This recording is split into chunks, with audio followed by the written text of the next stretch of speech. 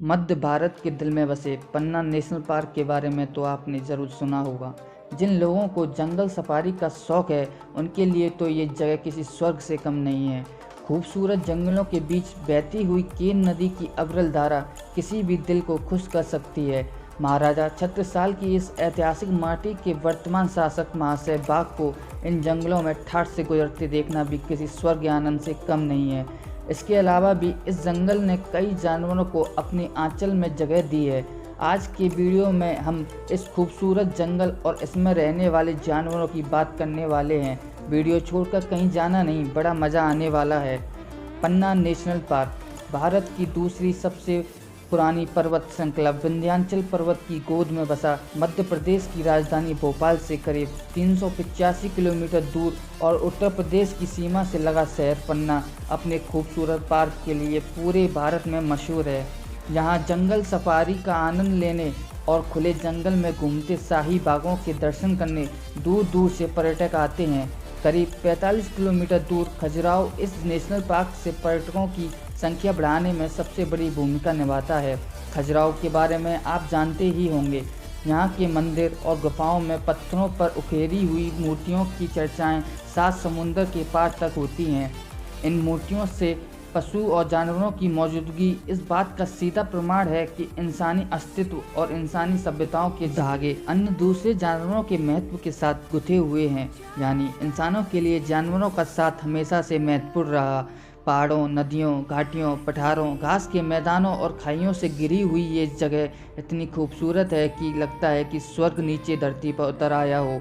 यहाँ मौजूद ढेर सारे खंडरों और मंदिरों के ये अवशेष साबित करते हैं कि धारा में बहने वाले हर राजवंश को इस जंगल ने लुभाया था और उन्होंने अपने निशान यहाँ छोड़े हैं। उबड़ खाबड़ पत्थरों, पहाड़ों, पेड़ों से भरे इस जगह के कण कण में जीवन का संपतन बनने वाली जीवनदायिनी केन नदी की अविरल धारा के सौंदर्य की बात नहीं की तो वीडियो अधूरी रह जाएगी। पहाड़ों को चीर कर अपना रास्ता बनाती ये नदी किसी का भी मन मोह सकती है।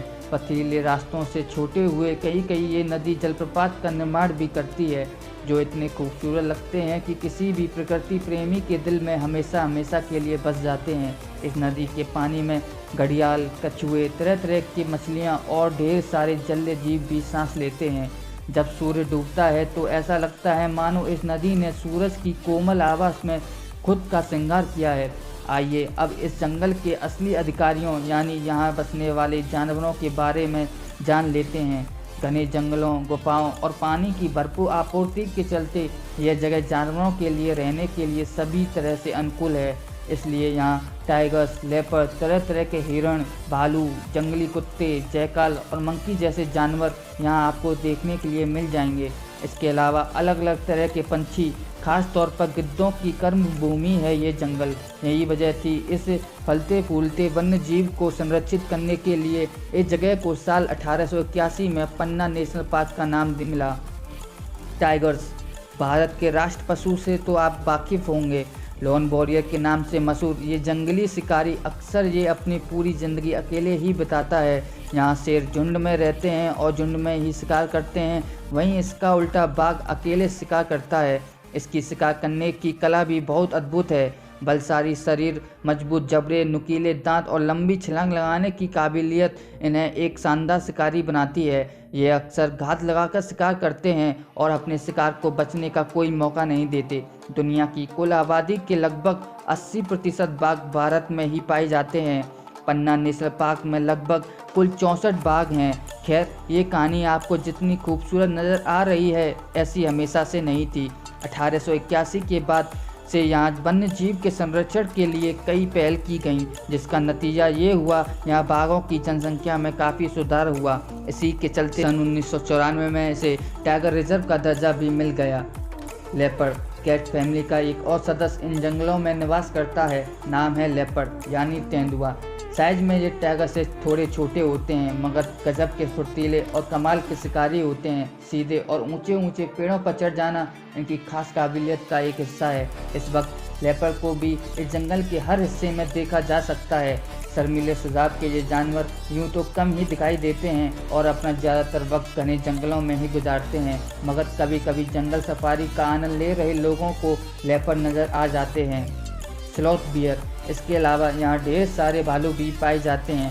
ऊंचे ऊंचे पेड़ों और पहाड़ों पर लटके शहद से भरे मधुमक्खियों के छत्ते इनका विशेष आहार होते हैं। यूँ तो भालू शाकाहारी के साथ साथ मांस भी चलता है, मगर ज़्यादातर ये शाकाहारी ही पसंद करते हैं।